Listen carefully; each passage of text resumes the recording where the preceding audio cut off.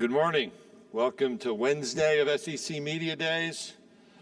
A year ago was the day we were the center of breaking news. My goal today is to not break any news on Wednesday of SEC Media Days, trying to bring a smile to your face. Before I introduce Sam Pittman, I do want to acknowledge somebody who's back behind the curtain just by happenstance. I failed to do so. In the spring, we hired David Cutcliffe as what's called a special advisor to the commissioner.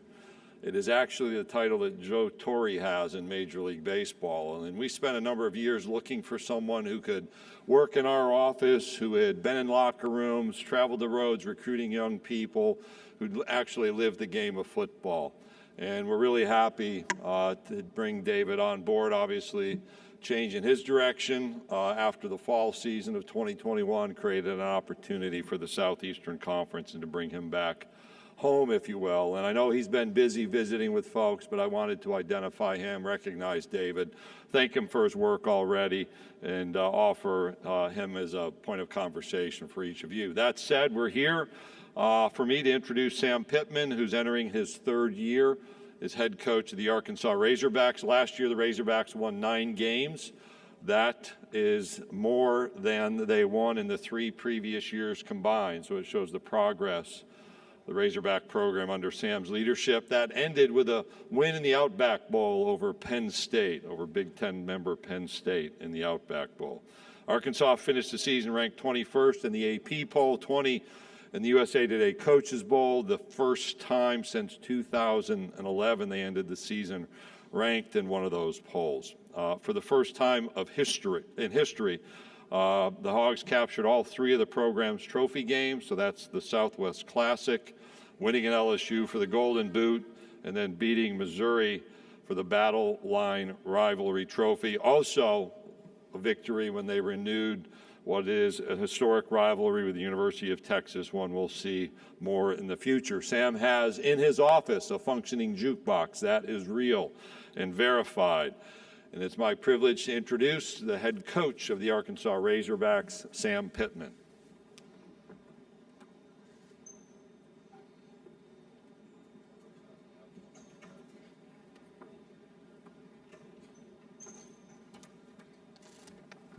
Good morning, everybody. So glad to be here. Glad to be among you all this morning.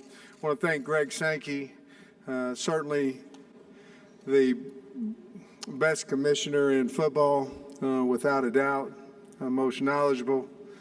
I also want to thank William King. William King has done a lot for me through the SEC office, and certainly appreciate him. Hunter Yurachek, you know, I want to say a little bit about Hunter in that he's a wonderful boss, and I say it that way, but he makes you feel like you're working with him, not for him. I want to thank him for my contract. He went to work with Jimmy Sexton and with the board of directors. It wasn't easy. It took a while. But Hunter kept working, and I felt like he worked for me, for the university to make it fair. In that contract, the SEC non-compete clause, I wanted that. I wanted to sell stability in our program, and I wanted to show the state of Arkansas my loyalty to them. And so with that non-compete, I'm going to be able to coach throughout my career, hopefully as long as we win, obviously, at the University of Arkansas. We brought KJ Jefferson today, Bumper Poole and Jalen Catalon. Told the team yesterday, if it's up to me, you know what I'm going to say, to bring the whole damn team. However, we're allowed to bring 3, and we're represented well. With KJ Jefferson, he was our leading rusher, leading passer, was the MVP of the Outback Bowl, and he's a returning captain from last season. He's our quarterback. He makes us go. He sets the tone for our football team. Bumper Poole is what I would call a super senior, coming back COVID senior year. Had 125 tackles at his linebacker position. Great leader, great kid. I believe if he stays healthy, I believe he'll be the all-time leading tackler in the history of the University of Arkansas. Jalen Catalon we brought along as well. He was a captain last year for us, as we all know. He was hurt halfway through the season, went ahead and had some surgery on his shoulder. He's the leader of the secondary. He gets everybody in alignment. He can run downhill. He'll hit you. Great kid. I'm excited for you all to meet those three kids. Like I said before, they're going to represent the University of Arkansas in a fine, fine manner. Just a quick recap. Commissioner Sankey said some of it. Our university continues to graduate student athletes. Chris Evans, Felicia Sane, their crew in academics. We've graduated 100% of our football athletes who have exhausted their senior year of eligibility ever since I've been there. Most wins by the program since 2011, finished ranked in the top 20 in the coaches poll, won 4 trophies. That was a big deal to our football team, big deal, to have all 3 of our rivalry trophies and certainly the Outback Bowl trophy. No one on our team had ever had one of those trophies, and we were fortunate to have all 3 of them. We led the Power 5 in rushing. I think what that does, that tells us what we're trying to do with our program. We want to be a physical team. We on both sides of the line of scrimmage. We want to win the line of scrimmage, and we want to be physical and tough. And to do that is hard to do. I was an O-line coach for a long, long time and never was able to lead the Power 5 in rushing, but we were able to do that last year. April 22nd, we handed out bowl rings. Some people ask, well, why do you hand out a bowl ring for Outback Bowl? Because I wanted to. And because it's something that nobody on our team had accomplished. And, you can set goals, and once you reach one, that ain't the goal, that's one of them. And once you reach that goal, we're going to celebrate it, and then we're going to move on. That was the last time our team talked about last year. Proud of our coaching staff. We have 2 new coaches in Deke Adams, who's our D-line coach, and Dominique Bowman, who came over from Marshall. And both of those guys are recruiters, and both of them are loyal, and both of them are great men. And our team has received them well. They were both in for spring ball, and both of them are recruiting at a high level. We kept our 3 coordinators in Kendall Briles, Scott Fountain, and Barry Odom. They're all loyal. They're great coaches. They're all better men. We are one of 8 Power 5 teams to have a pair of coordinators returning for the 3rd consecutive season. Portal's been in for a long time in coaches. Administration stepped up and helped us keep Cody Kennedy when others came calling. Jamil Walker, our strength coach, has done an outstanding job with our kids. They work. The purest form of team, go in there and watch your team work out in the weight room. There's no offensive line versus defensive line. There's no linebackers versus running backs. There's none of that stuff. It's a team. It's pure. It's fun to watch. I enjoyed watching that this summer. Jamil Walker and his staff do a great job. Challenging schedule, again. I think this is the 3rd year in a row. Well, I've only been here 3 years, so I know it's the 3rd year in a row that we've been awarded the toughest schedule in college football. All 12 of this year's opponents made postseason play last year. Our crossover games are with South Carolina and Missouri. South Carolina, obviously, Coach Beamer has done a great job there. A lot of enthusiasm. He's one of, I don't know what tree he's out of, as far as is he with Kirby or Oklahoma or whatever it be. But there was myself and Coach Tucker and Dan Lanning and Coach Beamer all came from the Kirby Smart tree at some point. And I'm certainly indebted to him. But Beamer's done a great job there. South Carolina comes in week 2. They got a lot of great things going in their program. Missouri, obviously, is our other crossover game, which we're trying to make a rival. We haven't won the game enough times to make it a rivalry game, but we're trying to do that. Excited about our non-conference opponents this year. Week 1, we play University of Cincinnati. Luke Fickle's the head coach there. They went to college football playoffs, AAC conference champions, and he was AFCA Coach of the Year. We're excited about that game. Week 3, we play Missouri State. Bobby Petrino, Arkansas coach, had great success at the University of Arkansas, has been in the FCS playoffs the last 2 seasons. BYU, they're 21-4. They have 2 top 20 finishes over the last 2 years, 20 returning starters. We go to BYU. And then Liberty, they have 3 straight bowl wins under Coach Freeze.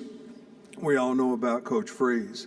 We have 12 starters returning, 6 on offense, 4 on defense, 2 special teams, with Cam Little and Reed Bauer on the special teams. We have 3 super seniors returning, Dalton Wagner, Bumper Poole, and Dorian Gerald. Portal additions, we had 9. We ended up with 2 wide receivers, 4 D linemen, 1 linebacker, 2 DBs. 5 of those were at our spring practice. They practiced this spring. 4 of them came in this summer. We expecting every one of them to contribute to our success. We'd like our program to reflect our state, the great state of Arkansas. Loyal, tough, hard-working. One of our goals every year is to make the state of Arkansas proud of the football team. In my office is a sign that says you're not coming to play for the University of Arkansas, you're coming to play for the state of Arkansas. And it's true to the core. We've established a true home field advantage in our stadium because of the state's passion for the Razorbacks. From 2019 to 21, we were number 2 in the nation, number 1 in SEC, with fan attendance increase of 14,000 fans, additional fans per game. Jamie and I are honored to represent the University of Arkansas. Honored to be the head coach at Arkansas. I want to thank all the media for your work and helping us tell our story. With that, I'll take questions. Thank you, Coach. If you have a question, raise your hand. We have Allie, Lexi, and Blake. We'll get a microphone to you. Please stand if you can and give your name and affiliation. So we're going to start right here in the center aisle, right in the near aisle. Good morning, Coach. Morning. You're in a unique situation knowing you were a former head coach, high school level, junior college level, and now at Arkansas. How has that helped you now in this, this landscape that we see now, not only the normal recruiting process, but also the transfer portal as well? Yeah, I remember being the head coach at Hutchinson Junior College, and they said you had to have 120, 140 kids on your team. And I went out west of Kansas and recruited. So, at a junior college, you're going to recruit 85, 90 kids every year. And it's kind of crazy. So, yeah, I've been raised up with a lot of people. And that's basically what the portal is doing now. With us, we signed 22 and 9, so we signed 31 scholarships, which is unheard of 2 years ago, if you know what I'm saying. So it's been, change happens, and it just depends on if you're willing to deal with the change or are you going to fight the change. And for us, we're willing to do whatever we can to make our football team the best. Coach, we're going to go right over here on our left side, second row. Matt Stahl, Columbia Tribune. What do you think of the job Barry Odom has done there the last few years, and how different do you expect the defense to look this year? Well, we lost a lot of players off our defense. We felt like we did a nice job of getting some portal guys to help us, and obviously we're advancing the guys we had on our team. Barry Odom's a key part of the University of Arkansas' success, along with Kendall Bry, along with all our coaches. But he's a very, very key part, and especially because he helps me, and he still helps me. I'm a work in progress, and he helps me with head coaching responsibilities. I bounce everything off of him still to this day. But Barry Odom is one of the most loyal, wonderful people that there is in the country, and he's unbelievable loyal to myself and the university, and I'm really, really happy that he's part of our staff. Coach, we're going to go over on our right-hand side over on this right aisle. Hey, Coach. Steve Moulton, WZZN. Hope you're doing well. Wide receiver position in particular, if you could evaluate that for me, Coach, and also the role that Malik Hornsby could play on this team. Yeah, well, I think, obviously the unsaid thing there was Burks, losing Traylon Burks. And I don't know you replace a guy 1 for 1. I don't think you can, there. So we're going to have to do it by committee. I like a couple of the guys we've gotten in the portal, and Matt Landers and Jaden Hazelwood. But I think Keytron Jackson is going to have his best year. I think he's ready to go. Warren Thompson's ready to go. Bryce Stevens has improved. I like who we signed out of the freshman class. It's still yet to be determined whether they can, help us or not. Isaiah Sertana, Sam Bakke, and Quincy McAdoo. They've all had good off season, or one had off season in summer. But we're going to have to do it by committee. I'll say this: we look like a wide receiver group. We run like a wide receiver group. KJ is going to have to get comfortable with where these guys are going to be, and he has to get comfortable with their speed and the way they run their routes and all those things. But I think we're going to have to replace Burks by committee. That was certainly probably the number one thing offensively that was concerning. Along with Malik, we have used him at wide receiver. He's fast. He has natural ball skills. We need to get him on the field. If he doesn't beat KJ out in fall camp, he needs to be on the field. He's fast. He's up to 190 pounds now. He can withstand the heat and hits, physicality. But the other thing that helped us is Cade Fortin. So getting Cade Fortin in at quarterback allows us a little bit to move Malik Hornsby out and look at him at wideout. But he's a good enough player. He needs to be on the field. So he's certainly got a chance to help us there as well. Coach will go right in front of me about midway back in the green. Good morning, Coach. Jacob Goins from ESPN 106.7 in Auburn. What does it mean for you to be a part of the Arkansas athletic department that has become one of the best in the entire country across all major sports? Well, we got to get better. I mean, if you're in Arkansas right now, everybody's doing so much more than we are. And so we have to get better. But seriously, it's unbelievable. When the basketball team goes to Elite Eight and Dave and them go to the World Series and Courtney and them win the SEC, and it can go on. Women's soccer won the SEC, and Bucky and them won the SEC in track. It's unbelievable. I think you have to look at those individual coaches, and you certainly have to look at Hunter Yurchek and his staff. But it's a great time to be a Hog now, and I think everybody in the state's pumped up about sports.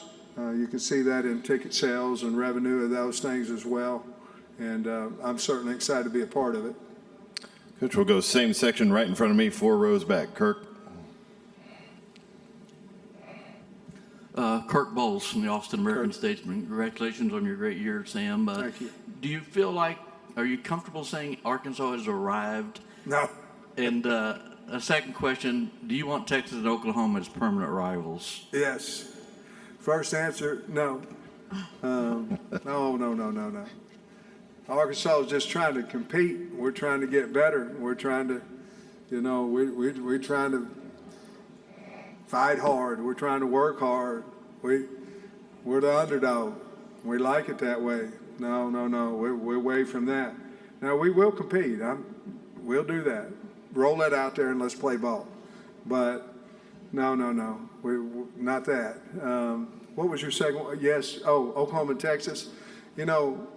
It was fun playing Texas last year. Obviously, it was 1 year, and we had a nice game against them and those things. I have a lot of respect for Coach Sark and the Longhorns. Oklahoma would be another rival that would be pretty cool. To be honest with you, if we could play Texas, Oklahoma, Missouri, that'd be really neat. I'm not the schedule maker. I'm just a football coach. But to answer your question, that'd be a really cool deal growing up in the state of Oklahoma. Coach, we're going to go over here to the right in the middle. Conor O'Gara, Saturday Down South. The hog statue on your property. Can you explain the backstory as to what led to that, and was that before or after you knew you had a new contract coming? Oh, I like that last pitch. The hog statue, I bought the marlin house. It's a big old marlin. Had a big marlin over here. Had a guy catching the marlin over here. It's kind of a peninsula. It comes down in the water. Guy over here, he like this, and he was hooking the marlin on the other part of it. Well, we bought it. Jamie and I bought it on August 1st, and August 3rd, the storm came through, knocked the marlin down. Marlin shot water into the lake. So my mind went to a slobbering hog. Insurance company came through. Brandon White was the guy I called about the hog, and he made it into. I just thought the hog was going to be out there. This thing's incredible, to be honest with you. But he's got lights on him. He's got red, whatever color lights you want. The water shoots up, and then it looks like he's slobbering down into the lake, and that's the story behind it. And it's really kind of cool. Now it's boats on parade coming, to the house down there. The guys go and they call the hogs and try to get on it. It says a lot of signs says don't get on the hog, but there's a few people that do. I wish they'd read the sign.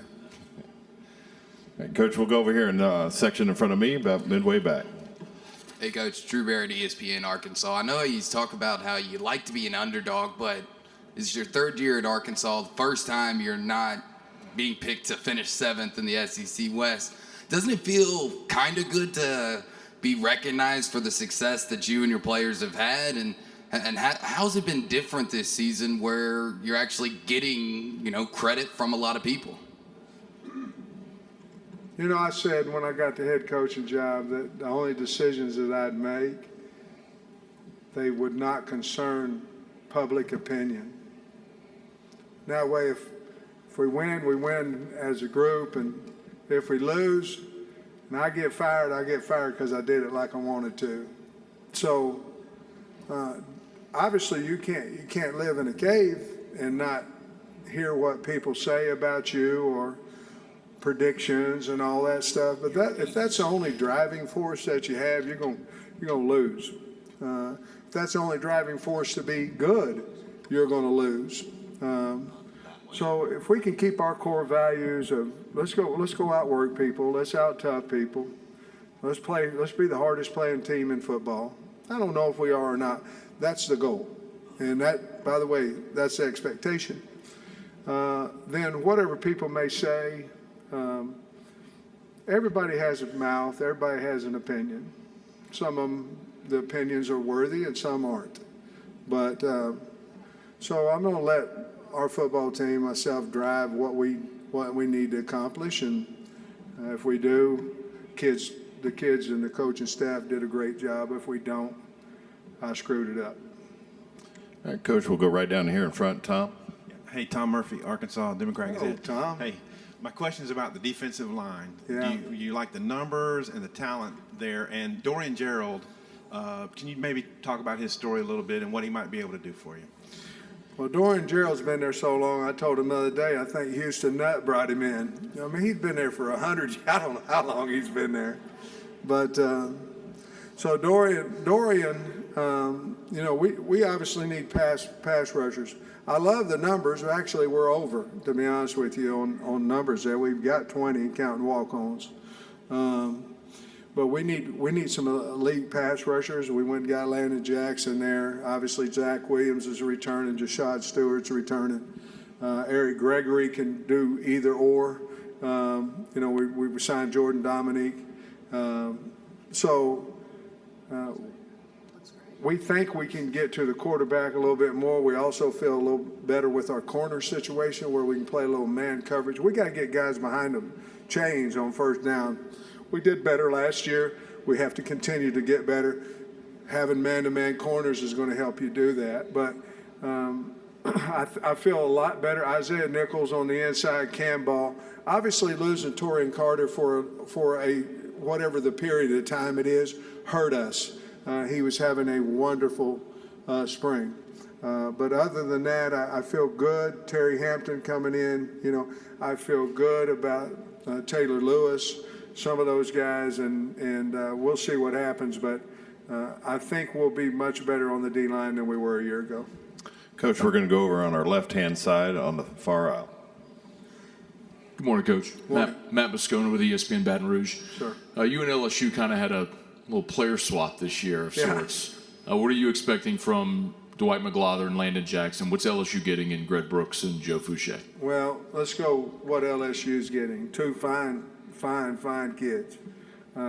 Ones that were never in trouble, and ones gave everything for the University of Arkansas. And we're very, very happy that they were on our football team. They'll work hard. They're good kids. They're good players. And certainly when you go in the same division, it's harder, certainly. But great kids, great parents, and Coach Kelly got two fine football players. For us, Dwight McGlothern is a guy we think can play man-to-man cover corner. More importantly, he thinks he can play man-to-man cover corner, and he can. He's long. I like him a lot. Landon Jackson came over with an injury. Wonderful person, wonderful kid. He's just now healthy. He can run now. I mean, he can run long. And so we felt like, not necessarily from LSU, but we felt like some of our issues were rushing the passer as a defensive end and a man-to-man cover corner situation. Not that we don't have them, but we needed more. We felt like we did well with those two guys in the portal. Okay, we have time for a couple more. We're going to start here on the center aisle, near aisle in front of me. Hey, Coach. Chris Marler, Saturday Down South. You brought up the schedule. I don't know if you know this, but you're 16-6 against the spread. So I wanted to say thank you. How much? 16-6. Go Hogs. Love it. My question is, you brought up how difficult the schedule's been and you're not in control of it. You're the most likable coach in the conference, possibly the country. Who's doing this to you with the scheduling? And is there plans to kind of scale that back a little bit moving forward? Well, schedules are scheduled out so many years in advance, and nobody knew, maybe they did, I don't know. But Cincinnati, when they were scheduled, I know they weren't in the college football playoffs. And then BYU's always been really, really, they've been a good program, but they're at the top of their game. Not top. I think they played for a national championship a few years back, or not McMahon or who. I may be all messed up on that one, but being 21-4 and having 20 starters coming back, I laugh at home saying, they're trying to fire me, but I hope not. I mean, I like it there, and so. I think with the realignment, which thank you for not asking me that question. I think with the realignment, I think everything is trying to become fair. And right now, the West, if you're in the West, it's a beast. Now, I'm not saying the East isn't either now, but the West is sure enough. And you add that, and then you play another couple, 2 or 3 teams in your non-conference schedule that are go-getters. It's hard. It's hard to maintain. Last year we went 4-0, and then, somebody said, well, you're not going to be able to slip up on anybody. Well, we didn't slip up on Georgia last year either. I think they knew we was coming in there. And so I don't know. At one point, I'm hoping that it'll ease up a little bit, but right now it hasn't. Mitch, we'll take one final question over to our right on the edge. Ken. Good morning, Coach. Ken Capps from Football Writers of America. Okay. After the beating of Texas last year, what message do you have for the Oklahoma and Texas fans coming over to the SEC? And also, what are the most played songs on your jukebox in your office? We love you, Texas and Oklahoma. Can't wait for you to come over. We got a great place. I don't know what to tell them. I mean, OU, I was a kid, rooted for the Sooners when I was a young kid till I moved over to Eastern Oklahoma, where I became a Razorback fan. Storied football program. You know, we're having recruiting battles with them right now. Thank the Lord, and because before we couldn't get in the door, but we're having recruiting battles. We are having recruiting battles with Texas. I'm not telling you we're whipping them or anything like that. I'm telling you we're in the conversation. So it's so close, you know, and you have two storied programs there, but I would tell them that what they already know.